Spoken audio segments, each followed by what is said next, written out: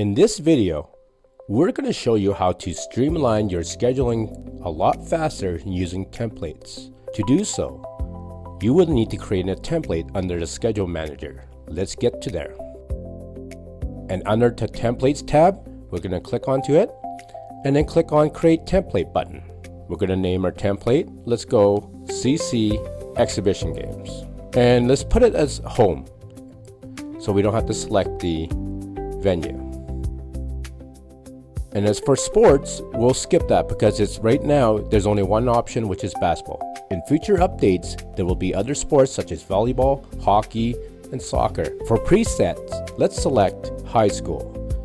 There will be 8 minutes per quarter and there's 4 quarters for the game. Event type, we can select exhibition.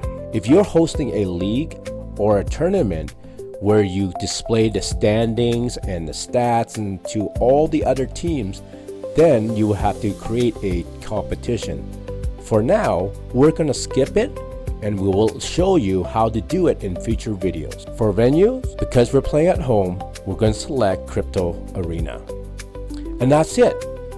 Once you're done, click on Create. And there you have it. Our template is done. So now that we are done, let's create a game using our template. So on the top right corner, click on the plus button. And then click on our template as is shown here. And right away, it's going to ask for the competition, which we haven't selected yet. Let's bypass that. Now that we selected our template, we're already bypassing a bunch of steps. Now we have to select the teams. Now we're going to select CourtClok and then selecting our opponent, which is the Lakers. Then click on Next. And then we're going to select the time and the date. Let's do it for Saturday, March 21st. And we're going to do it at,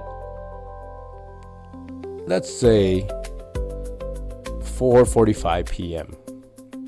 As you can see, we don't need to select a menu as our template already pre-filled it. And again, for the court, if there's multiple courts, then you type in the court number or the court name. Once we are done, click Next. As you can see, we just have to confirm and create games. And that's it. As you can see, we just created a game using a template.